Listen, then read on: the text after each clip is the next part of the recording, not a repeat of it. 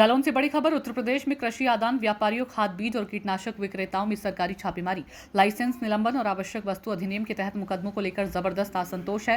इसी के विरोध में व्यापारियों ने मुख्यमंत्री योगी आदित्यनाथ को जिलाधिकारी के माध्यम से ज्ञापन भेजा।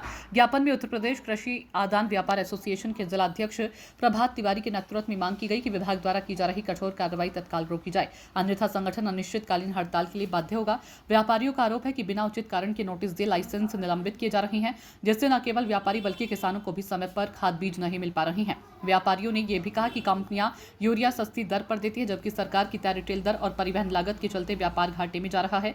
साथ ही अन्य उत्पादों के अनिवार्य टैगिंग और लाइसेंस संबंधी जटिलताओं से भी व्यापारी परेशान है। उन्होंने मांग की है कि कीटनाशक की गुणवत्ता की जिम्मेदारी निर्माता कंपनी की होनी चाहिए, न कि विक्रेता की। ज्ञापन देने वालों में प्रभात तिवारी, आशुतोष पटेल, डॉक्टर रविंद्र पटेल, सुधीर चतुर्वेदी, तरुण तिवारी, दीपक कुठौंद, विवेक गुप्ता आदि उपस्थित रहे। मुकेश उदैनिया की रिपोर्ट। एक हफ्ते के अंदर मंत्री जी ने भेजा है और कई डीओ को सस्पेंड किया है। हम इसका विरोध कर रहे हैं, उसके विरोध में ही आज लोगों ने मंदी रखी है। हमारी मांग ये है कि सर 266 रुपये 50 पैसे पे यूरिया कैसे बिके, ये हम आप पे छोड़ते हैं और सरकार पे छोड़ते हैं। हम ये चाहते हैं कि हमें 260 रुपये में दे दीजिए, हम 265 से 67 में बेचेंगे, आप उसको डायरेक्ट की फटा साथ के अंदर करेंगे। अभी हम एक होलसेलर की और कंपनी की मैं बैठक बुला रहा हूँ शाम को 5 बजे के बाद। दूसरा सर हमारा होलसेलर से बात किया है। दूसरा सर हमारा बिंदु है कि हम पेस्टिसाइड को 18% टैक्स देके खरीदते हैं कंपनी से।